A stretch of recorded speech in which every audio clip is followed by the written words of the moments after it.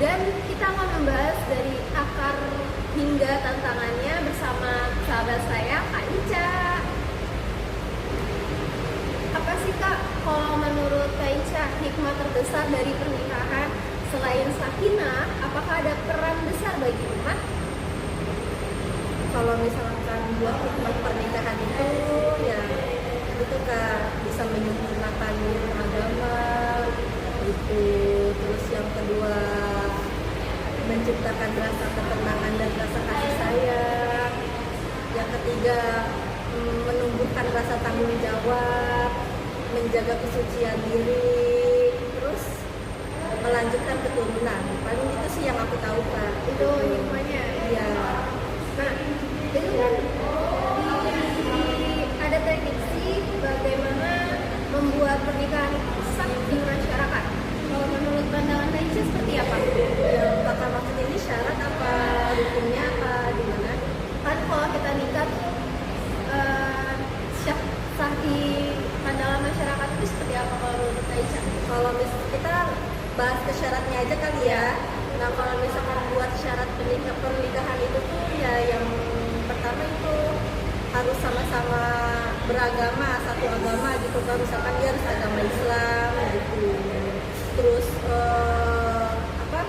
si wanitanya tidak dalam masa iddah dan tidak dalam keadaan ihram dan haji, paling itu.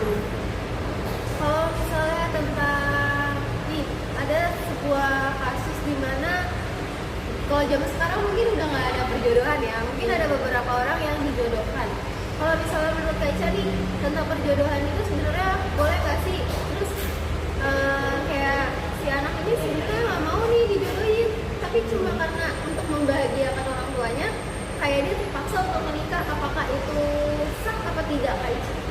Ya tergantung, maksudnya kalau misalkan anaknya nggak mau kan bisa juga nanti. Berarti harus sebenarnya itu harus dari hati si anaknya gitu, harus mau dianya gitu. Berarti orang tua nggak boleh maksa nih, harus tanya dulu anaknya. Tergantung juga kalau misalkan emang anaknya mau ngejar ridho orang tua itu nggak apa-apa kan, karena cinta juga bisa bakal tumbuh secara tiba-tiba gitu. Yang awalnya kita tadi nggak cinta karena masalah perjodohan nih, tapi nanti bakal lama-lama juga bakalan tumbuh rasa cintanya. Bisa gitu kalau yang perjodohan gitu.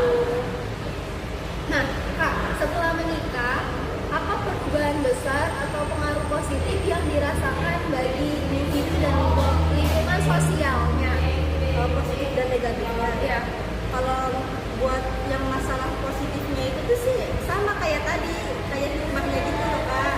Ya intinya menyempurnakan agama lah gitu. Pokoknya sama kayak yang tadi. Kalau misalkan buat negatifnya ya biasanya kan banyak tuh orang yang gak siap tuh dalam pernikahan gitu. Ya nanti bakal timbul emosional nantinya pas rumah tangga, terus masalah finansial gitu atau KDRT gitu ya yang kita lihat lah di lingkungan sekitar gitu. Kalau dalam Islam itu diperintahkan untuk menikah itu terdapat pada aturan apa sih Kak? Paling sih hadisnya ya Kak. Kalau untuk hadisnya ada Kak, kayak gini hadisnya. Faqala sallallahu alaihi wasallam, man tazawwaja faqad utiya nisfal ibadah, yang artinya Nabi Shallallahu alaihi wasallam bersabda, siapa yang menikah maka ia telah mendapatkan sebagian ibadahnya. Paling itu Kak untuk hadisnya. Berarti pernikahan itu adalah ibadah, Ya, untuk menyempurnakan ibadah, untuk menyempurnakan agama. agama. Apa sih pesan Kak Ica buat anak generasi Gen Z sekarang untuk menikah? Ya menurut saya sih jangan terburu-buru dulu gitu. Tapi kalau misalkan emang udah ada jodohnya langsung ya nggak apa-apa. Tapi harus siapin diri dulu, siapin diri secara pribadi, secara emosional kita gitu. Karena nikah itu ya bukan main-main gitu. Ya kita pasti bakal melanjutkan kehidupan setelah menikah lagi gitu. Malah kehidupan setelah menikah itu tuh sebenarnya lebih berat gitu.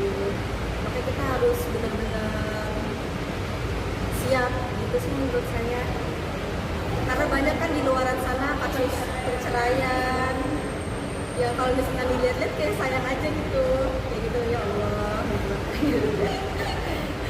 Kalau menurut Keca nih tantangan sekarang tuh kan kayak ada nih yang bilang nikah ngikutin standar TikTok, hidup ngikutin standar TikTok Oh, gitu. iya. Kan ibaratnya kan itu pengaruh zaman sekarang ya. Kalau Iya. menurut Keca itu gimana ya? Kayak untuk mengatasi permasalahan itu. Ya sebenarnya tergantung kita mandangnya gimana ya Kak, tergantung kita maksudnya pendapat dari kitanya itu tuh gimana. Kalau misalkan kita lagi nge-scroll TikTok nih, Iya, maunya kita kayak suaminya harus kayak gini. iya kita gitu. nemu FYP yang kayak Romantis, begitu kok ya. enggak gitu. Ya itu tergantung, maksudnya kita mau mandang itu tuh gimana menurut kita. Kalau misalkan setuju pasti kita bakal ke bawah gitu, kalau misalkan kita nggak setuju pasti kan kita ada pemikiran lainnya gitu. Jadi ya jangan terlalu, Solusinya seperti apa Keca? kalau solusinya ya jangan jangan mengikuti standar TikTok, ya intinya jangan terpengaruh gitu. Karena ya yang bikin TikTok juga, maksudnya yang bikin kata-kata TikTok itu tuh ya itu kan karena sama kayak kita gitu loh, orang-orang yang gampang ya gitulah. Oke, cukup